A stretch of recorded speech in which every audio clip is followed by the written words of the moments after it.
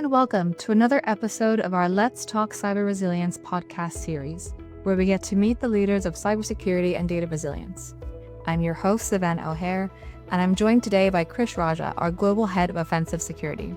Krish, thank you so much for joining me today. So offensive security, application security, pen testing, threat modeling, there are quite a few buzzwords when it comes to your area of cybersecurity and expertise. Could you possibly give me and the listeners a quick rundown on offensive security and why it should be included in any cybersecurity retainer? Well, thanks, Savannah. I feel that offensive security exercises still today, they represent the best way to simulate what an attacker can do to your company or the assets of your company and how your defenses will measure up against these kinds of simulations. So we perform penetration testing to simulate these attacks and exploits against assets. And we also perform red teaming exercises to test your defenses to see if we can breach your perimeter and whether your defensive controls can detect our actions when we're being as stealthy as possible. And these two things, depending on the goals of your company, will really allow us to simulate what threat actors are doing out there today. So organizations face hundreds of these attacks, or at least these attempts, on a daily basis. And attackers will use various means to cover their tracks. So you might not be aware in an organization that you've got a threat actor who's already on the inside and maybe they're exfiltrating some of your data or moving around within your network. And that's what we try to simulate. I mean, it feels like there's so many exciting aspects of this role. And as I mentioned, you lead the offensive security practice here at Kroll, but maybe it might be hard to narrow down. But what gets you most excited about this role and this sort of area of cybersecurity? Well, for me, I think despite the fact that I've now been in this role for many years and been in the industry approaching 20 years now, it's still extremely rewarding to watch the members of our team perform their magic. The technology today is very different than even where it was a few years ago. And we constantly hear from our clients, though, that despite this, that we are uncovering vulnerabilities that were missed by others, and not necessarily things that were missed by the client themselves. That's understandable, but also by other vendors, and that our professional end-to-end experience is second to none, and that our thorough and detailed output is easy for them to consume and know what the action items are to address what's been discovered. So there are people on our team who started their careers as interns with us, and now they're some of our most senior leaders and talent, and they're mentoring other people on the team. And so it's just been amazing to see that kind of growth. That's amazing. I love there's that level of seniority and sort of community in that group. So what are some of the current challenges that you find that businesses are facing when it comes to actually integrating some of these offensive security policies or protocols into their cybersecurity portfolio? Are there some issues that you still find there to be like a nice to have, or are they only aware of the need once they already been a victim to a cyber attack? What kind of challenges are you seeing? Well, I think we still see some companies scramble to perform penetration testing or breach and attack simulation after they've suffered a breach. And sure, I suppose that's better late than never. Some companies can struggle to consume the output of an offensive security exercise, which is where a strong vulnerability management program is important. It's something that we at Kroll can also offer. Others are now starting to feel the need for a more continuous exercise. So, of course, Gartner has the CTEM category, continuous threat exposure management. And now we can provide that sort of continuous penetration testing and breach and attack simulation to help consistently monitor the threat landscape for our clients.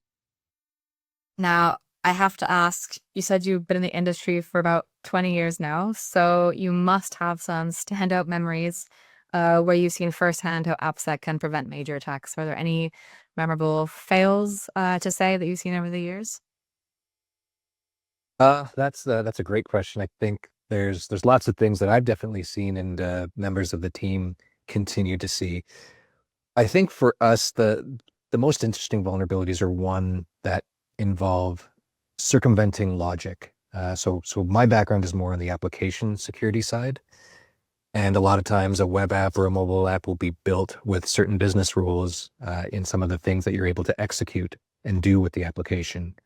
So when we circumvent the intended use of an application, that's one that you realize the way the human mind might work, and how you might be able to misuse things. So we've, for example, dealt with like a lot of financial institutions and clients that involve money movement and transactions and approvals and things of that nature.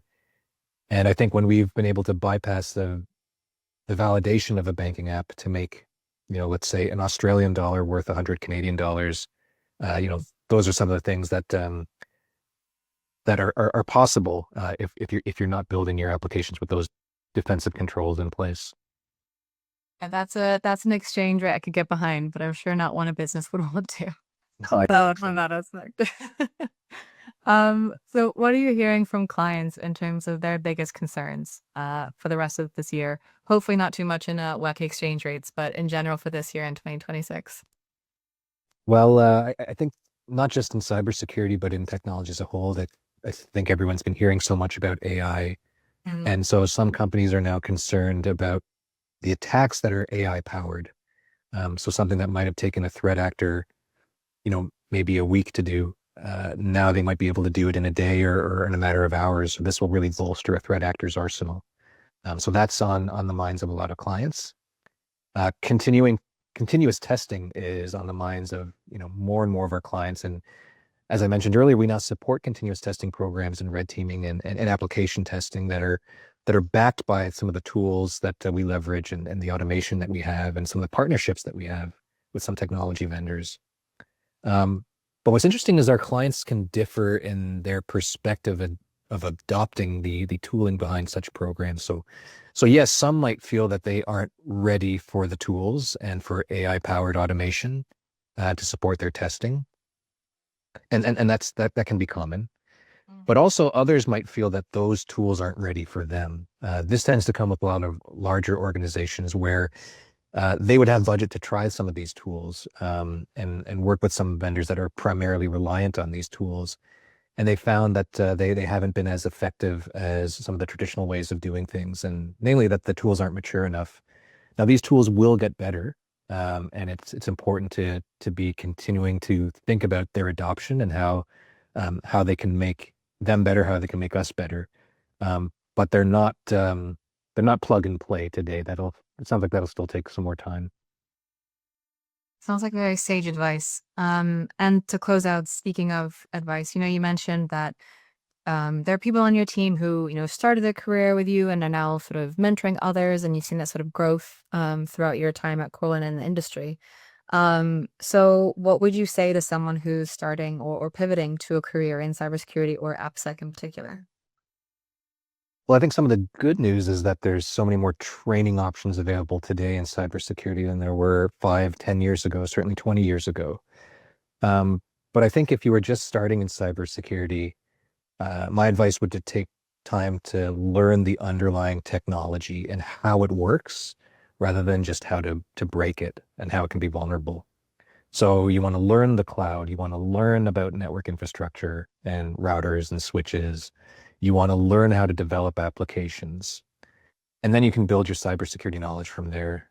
I mean, today there's so many boot camps that are available, and it can really easy to be able to fast track your education. But I would say just don't forget about learning why and how something works in the first place before learning how it can be abused and exploited. Learning it before breaking it. That sounds like great advice for a lot of things in life for you. I suppose so. Does that resonate with you? I guess so in a lot of terms with marketing as well, but not as much as I think it does for cybersecurity. But definitely learning how something works is far better than learning how to break it, at least in my line of work.